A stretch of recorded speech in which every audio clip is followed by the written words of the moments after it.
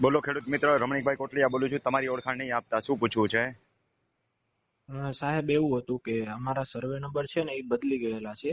જ્યારે લીધેલી હતી ને ત્યારથી જ નવી લખવામાં માપણી થી બદલા છે 2015 પછી ના કે નહીં અગાઉથી? અગાઉથી જ બદલેલા છે. એટલે તમે ખરીદ કરેલી જગ્યા છે હા, ખરીદ કરેલી જગ્યા તો છે. કારતક મહિને કણબી ડાયો.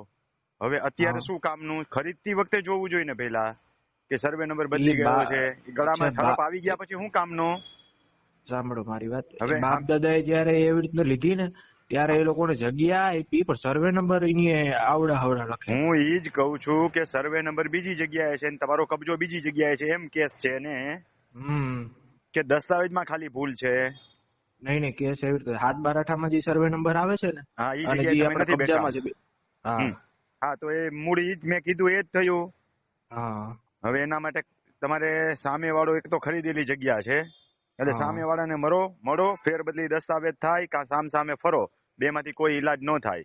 એ અઘરો વિષય છે તમારો, સરળતાથી ન પતે. એડવોકેટ રાખો સામે વાળો કોઈ વાતે માનવા નથી માંગતો, કેમ કે તો ઈ કે મારે કઈ જરૂર નથી. તો કઈને ગળે છરી રાખીને કે ગળે બંદૂક રાખીને તો ન થાય. હા, ના મ્યુચ્યુઅલ થાય. અન્ડરસ્ટેન્ડિંગ થાય ને ભૂલ તમારી છે, ખરીદનારની. મૂળ વ્યક્તિની હોત ને તો તમે સામે કંઈક કરી શકત. સરકારની ભૂલ નથી નહીં આમાં. પણ જયારે ખરીદદાર ખરીદી ત્યારે જ એને લખી નાખ્યું બાપ દાદા ને તો એવી કઈ ખબર ના હોય. તમે શું કામ ભૂલ સ્વીકારતા નથી? ખબર નહોતી એ પણ ભૂલ જ છે કાયદાની. વન વે હોય અને વાંચતા ન આવડતું હોય કે આ વન વે છે, અંદર ઘૂસી જાય તો આપણી ભૂલ નથી, એમ તમે કહેવા માંગો છો? બાપ દાદાની તો બાપ દાદાની ભૂલ તો છે જ ને પેલા. નહીં, અહીંયા આપણે વકીલ ને મળેલા ને તો એ કે રેવન્યુ ડિપાર્ટમેન્ટ થી કે એમને બદલાવી નાખે કે તમને પણ સામે વાળો તૈયાર નથી તો શું કરશો?